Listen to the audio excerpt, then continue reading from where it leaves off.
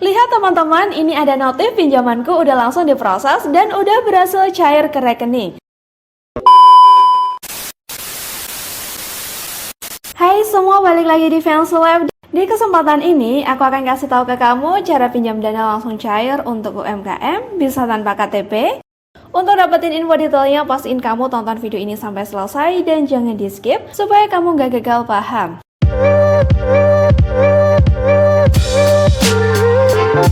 Baiklah teman-teman, gak usah lama-lama, kita langsung aja masuk ke video tutorialnya. Pertama, install aplikasi pinjam gampang di smartphone. Untuk caranya, teman-teman tinggal aja buka Play Store. Kalau udah ketemu aplikasinya, tekan aja tombol install seperti ini. Nah, kita tunggu dulu aja sampai proses penginstalannya selesai.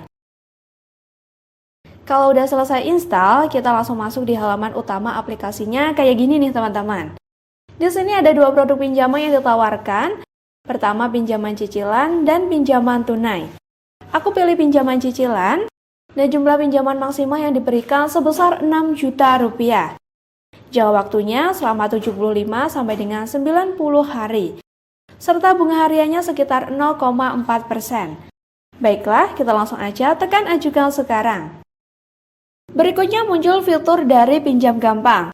Di sini dijelaskan kita bisa dapatkan limit lebih tinggi nih teman-teman. Tapi pastinya ada syarat dan ketentuannya. Dan fitur yang kedua, tenornya yang panjang. Fitur yang ketiga, tagihan ringan. Dengan ajuin pinjaman, kita nggak perlu siapin agunan dan pasti terpercaya karena telah berizin dan diawasi oleh OJK. Oke, kita masuk di menu peminjamannya.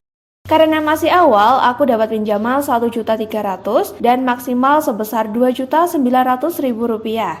Untuk jangka waktunya selama 90 hari atau sekitar 3 bulan. Oke, aku ajuin pinjaman 1.400.000 dengan jangka waktu 90 hari. Di bawah ada keterangan pinjaman, jumlah uang yang bakal masuk ke rekeningku sebesar 1.058.400 rupiah.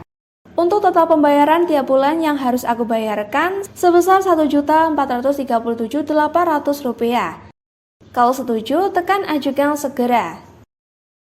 Berikutnya, masukkan nomor rekening kalian. Aku pilih BRI teman-teman. Jangan lupa checklist kotak kecil di bawah, lalu konfirmasi pinjaman. Lihat teman-teman, ini ada notif pinjamanku udah langsung diproses dan udah berhasil cair ke rekening.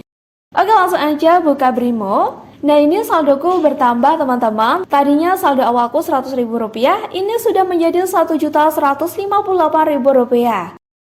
Ngomongin biaya dari pinjam gampang beri layanan dengan biaya yang transparan.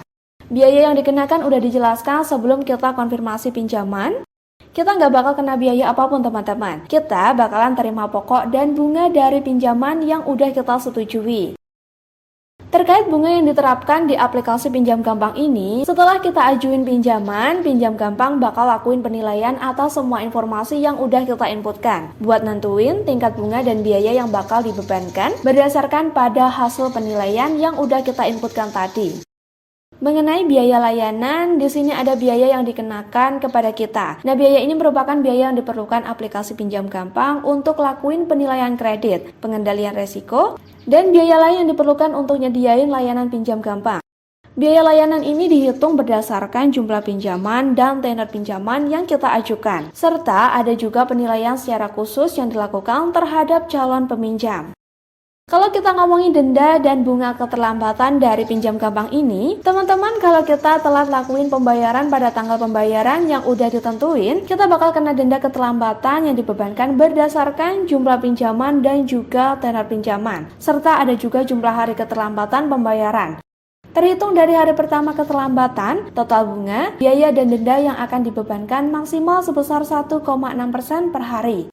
Denda dan bunga keterlambatan yang dibebankan kepada kita tidak akan lebih dari 100% dari pokok pinjaman. Jadi perhatikan hal ini baik-baik.